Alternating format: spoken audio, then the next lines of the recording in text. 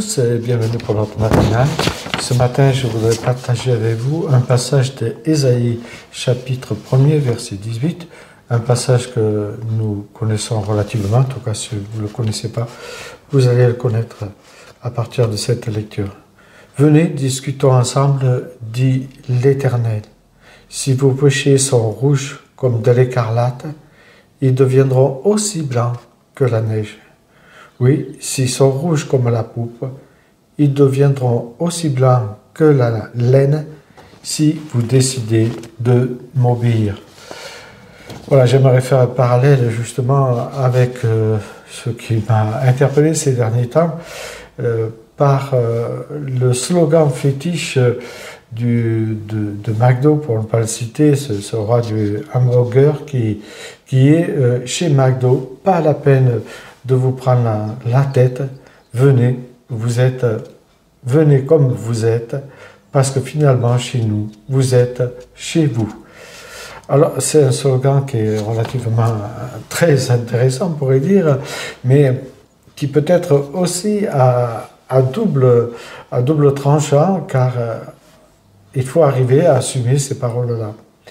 Selon moi, c'est davantage du marketing que la réalité. Il suffirait de demander au personnel comment ça se passe pour voir si c'est une réalité, ce slogan.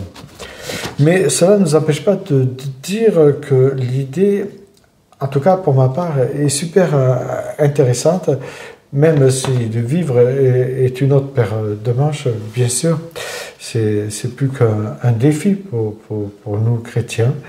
Mais ce qui est sûr, c'est qu'en termes de marketing et d'implantation d'anciennes, ils sont extrêmement efficaces. On ne peut pas leur enlever cela.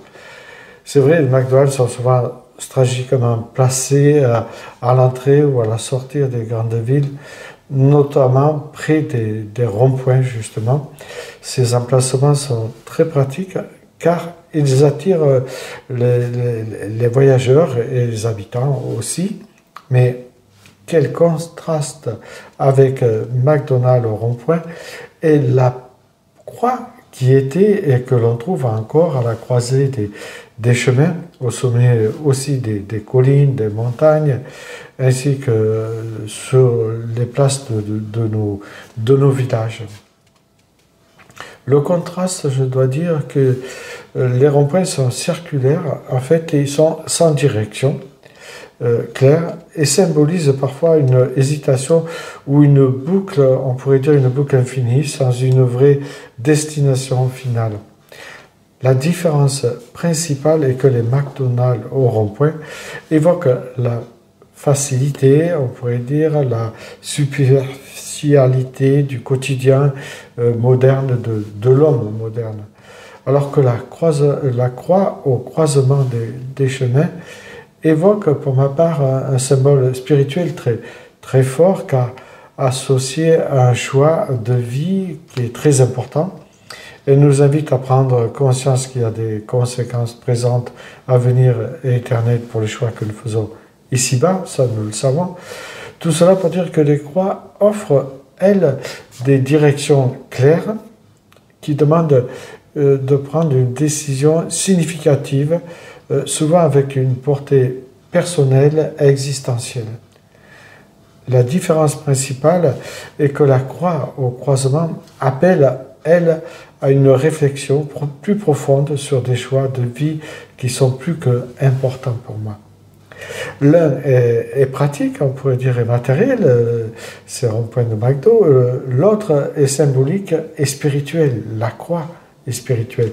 L'un nous rappelle la présence de l'homme et l'autre nous rappelle la présence de Dieu. Les croix servent aussi de repères spirituels pour les voyageurs. Elles peuvent être mémoriales, des repères ou des lieux de mémoire, comme on appelle cela. Mais la différence entre la croix au croisement des chemins et le McDonald's au rond-point réside parfaitement dans leur fonction et leur symbolique. En résumé, les croix sont généralement des symboles spirituels et de mémoire, tandis que McDonald's représente la commodité et la culture contemporaine. Chez McDo, pas la peine de se prendre la tête, venez comme vous êtes, parce que finalement, chez nous, vous êtes chez vous. Je dois dire que seul le Christ peut prétendre et prononcer de telles paroles, car lui seul est à mesure de mettre en pratique ces belles paroles. Mais par contre, il nous invite, nous, chrétiens, à prendre conscience de tels propos et aspirer à ces propos-là, que ce soit pour notre vie personnelle, pour l'accueil aussi dans les églises, afin que nous aussi, nous sachions prendre ce chemin qui nous invite à aller de l'avant. Venez comme vous êtes, on pourrait dire à nos contemporains, parce que finalement, chez nous, vous êtes chez vous.